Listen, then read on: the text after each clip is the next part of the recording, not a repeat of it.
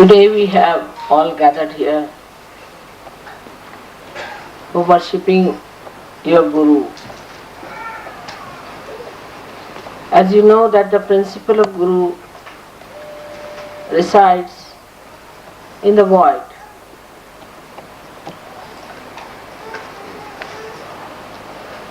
This is the principle which gives you balance,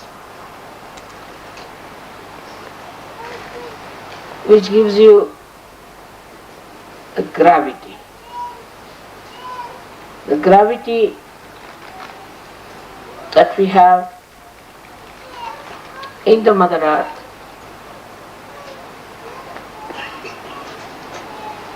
is expressed through your Guru principle.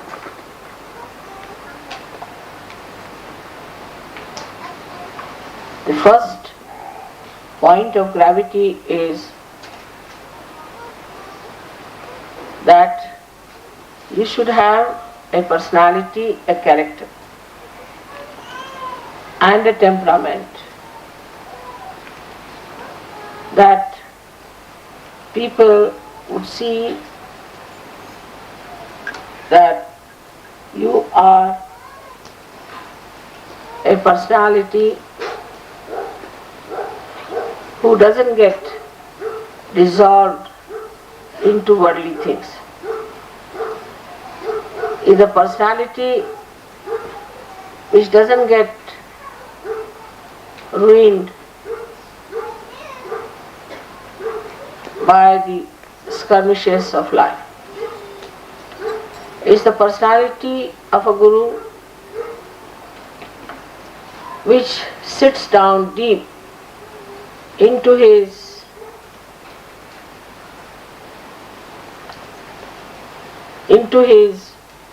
being and is not easily disturbed or dissolved by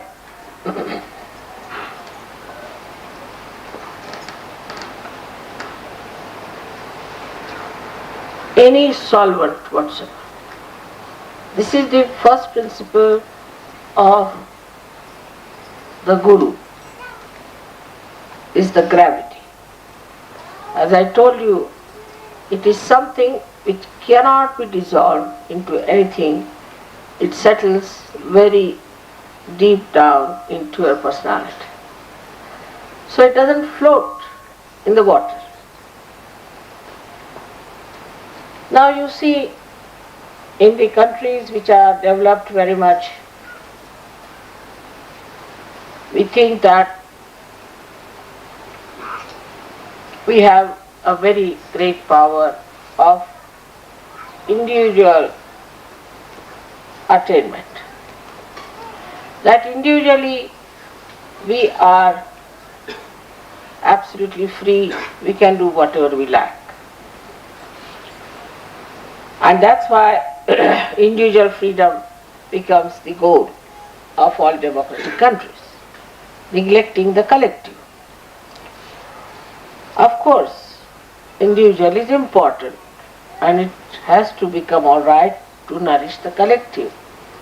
But if the individual does not have the gravity, then they float on the surface.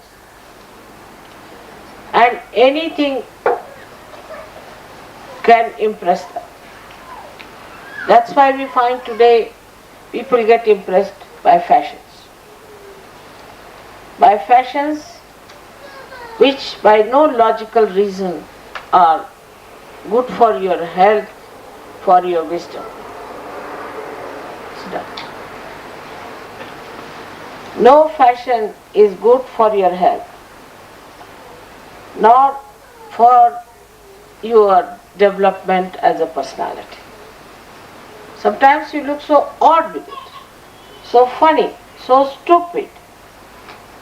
Then they ask you a question, what's wrong in becoming stupid? What's wrong in becoming foolish? The reason is you have an individual freedom, but your personality has not grown. Your personality is zero. You have no personality left. You cannot decide anything for yourself.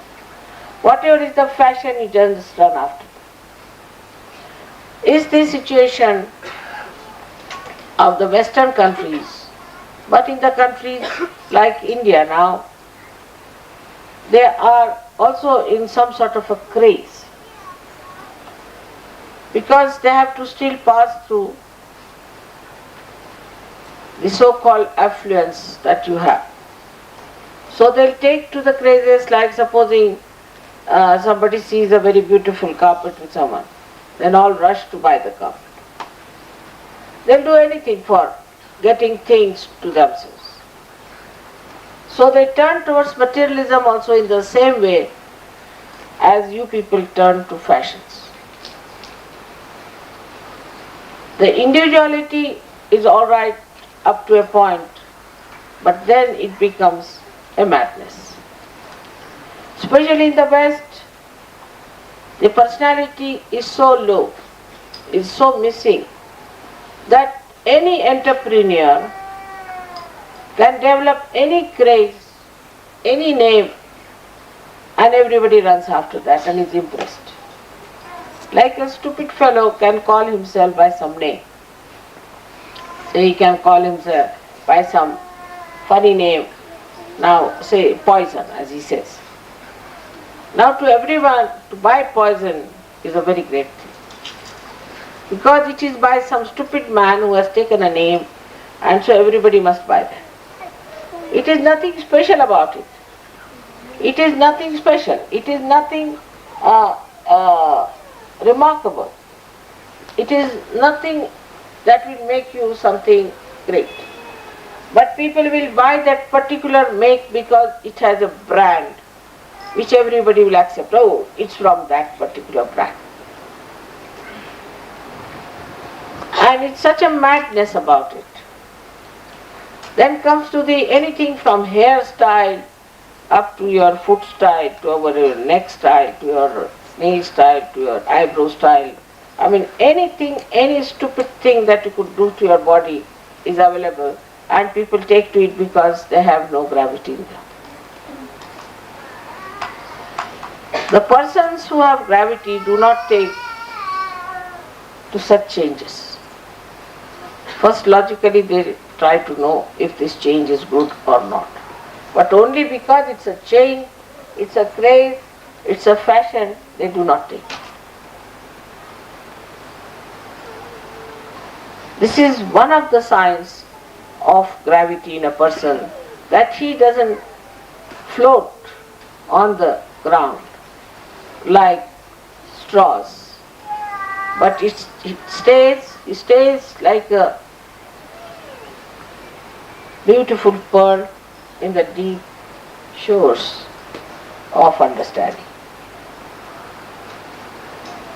So those who are today here to worship the Guru, they have to worship their own Guru within themselves, and have to understand that first thing and foremost thing is that we must have gravity in temple. You do not need education for that, university education. You need not read books, you need not do anything. Only thing is that you have to have your value system corrected. When your value system is corrected, you understand what is good for the society, what is good for it. For example, if it's a lotus flower, it will never emit filth and dirt. The fragrance will be always there. If it is a rose or any other fragrant thing, it will emit fragrance only. It cannot emit something that is filthy. Now those who think they are gurus and have achieved that gravity will never write something which is ugly, say something which is dirty, will never use their mind to appreciate anything that is filthy and wrong. This is the second sign of your value system. In your value system, you have to first of all understand what is auspiciousness, what is divine beauty, and what is morality of the spirit. These three things are to be realized and are to be part and parcel of your being, so that when people see you, they should say, here is a person you can see who has that gravity. Here is the person who has that beauty. It acts inside, outside. A person who has that sobriety inside dresses up in a sober way. He doesn't dress up to impress others or just to show off or to hide something or to expose something, but just to respect his body, he dresses up. When he talks to others, he talks wisdom. He doesn't talk frivolous things, useless things, and things which are of very baser level. In his own enterprises, I would say, he has a kind of a decency and a decorum. Like a person tries to become an expert. A person who worships his guru tries to be an expert in his work. Like supposing there's a person who is an engineer. He doesn't care for money. He doesn't care for fame. He doesn't care for applauses from others. What he cares is, does he really understand his subject matter? It won't be mediocrity. Musician has to be perfectly a musician. Artist has to be a perfect artist. He does not use the general methods of expertise, but his spirit, the guidance of his spirit, he tries to improve.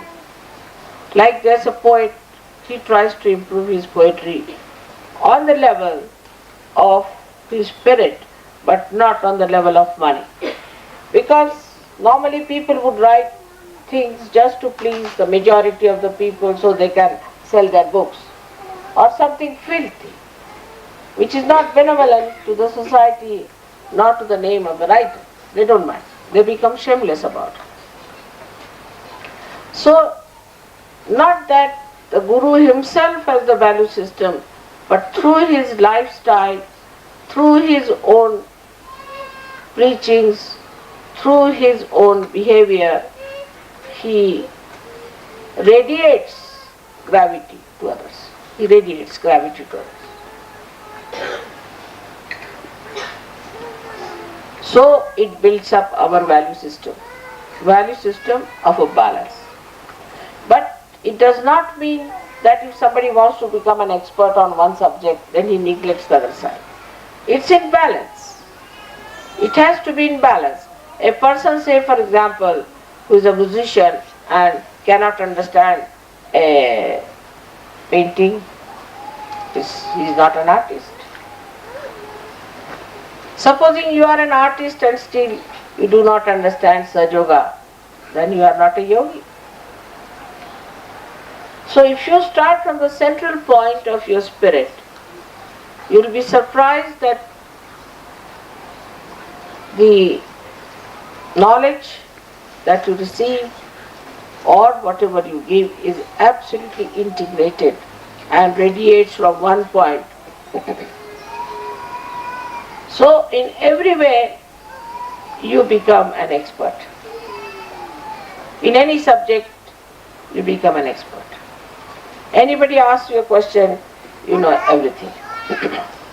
But in that you know what is worthless and what is of worth. You try to understand what is important. You know, you give up whatever is worthless. I mean, you would not like to know the names of different alcohols. You don't want to be expert in that. You don't want to be an expert of knowing all the names of all the carpet styles. You may not like to know all the varieties of saris. You may not like to know all the names of all the cameras. You may know, but need not feel that you do not. But whatever is important for the gravity of a personality, you will know. So, if you want to make it simple, we can know about auspiciousness. What is auspicious? We'll know about fair play.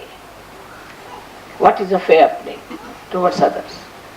We'll know about what is justice in the eyes of God. You'll know about the divine music that elevates your Kundalini. So, as a result of this gravity, you get discrimination. That you know what is your personality and what is the water surrounding you. You know how to discriminate. And this discrimination is also actually innately comes from your Guru principle. But once this Guru principle goes into a bizarre state or into some sort of a turmoil or confusion, by so many other things, like you have a wrong Guru, you have a false Guru, you have false ideas, you follow false doctrines, you follow false theories, or you follow false books, then this goes bizarre. As a result of that, you develop Ekadasha Rudra on top of your head. Also, in case when you have problems of not temperate and moderate life, if you are an extremist, if you work too hard or you don't work at all, or if you only go on projecting yourself into one side and not paying attention to the other side of your life, with all these imbalances, physical, mental, emotional and spiritual, you develop problems of your Guru principle. As a result, you develop this Ekadasha Rudra, which is the beginning of your destruction. So how important it is to look after your Guru principle, you can see that most of the diseases are caused by this principle when neglected, and ultimately they reach their heights when it reaches the state of Ekadasha. Now, as realized souls, you have crossed the gate. You have come out of your Sahasrara. You have transcended all those things through your Brahmanadi, but that does not mean that you have developed that gravity. You have now achieved a state. If a flower is there and you put the flower on the water, it will float. But when it becomes the fruit and matures, then you put it in the water, it does not float. It goes deep down. It doesn't get dissolved. It keeps its own identity. That is what is to be done now, that you have to become the fruits of surgery. Fruits of surgery. Blossom time is over now, you have to become fruits. And people who see you should know that you have no imbalances at all. You are the people with special gravity. So when you talk to people, when you have any kind of Sahaja Yoga program, you do not behave in a childish manner or stupid manner. I am seeing people sitting before me raising their kundalini. It's stupid. Or giving bandhan to themselves is stupid. So even coming to in the Sahaja Yoga, one can have that kind of a stupid behavior or behavior without gravity. Even after coming to Sahaja Yoga, if you have the same style as you had before, then you have to grow, mature, you have to become still the fruit. And that is the sign that you become really the Guru principal peer. It is important that we have to know the gravity of the Mother Earth, how she revolves with such a tremendous speed, holding all of us together to her heart, and then she emits her beautiful divine love through the various beauties that are surrounding us. Now we can see for ourselves. Especially when I see the big mountains, I feel they are like great saints sitting and meditating here. But they are the only ones who can catch the Guru principle emitted by the sea. As you know, the sea is the Guru principle. And they are so high that they can catch the Guru principle. So despite the fact you have that gravity, you are people of very high standards. And you are beyond any temptations, any stupid ideas, or any ideas that can pervert or spoil others. You stand above everybody else, stalwarts. As we had very great people on this earth, I have given you the names. As we said, there have been 10 gurus, starting from Adinath. We had Confucius, we had Socrates, and later on we had Abraham, Moses, and also up to Shirdi Sainath we had about 10 great gurus. Now we have so many here sitting down. They are all gurus and they have to behave like gurus and have to do the job of great gurus. And this is what today we have to see if we can develop that gravity within ourselves and understanding within ourselves. When that peace resides within you, the joy of becoming Sahajogis will be really felt, will be really understood, and will be enjoyed by all of you. May God bless you.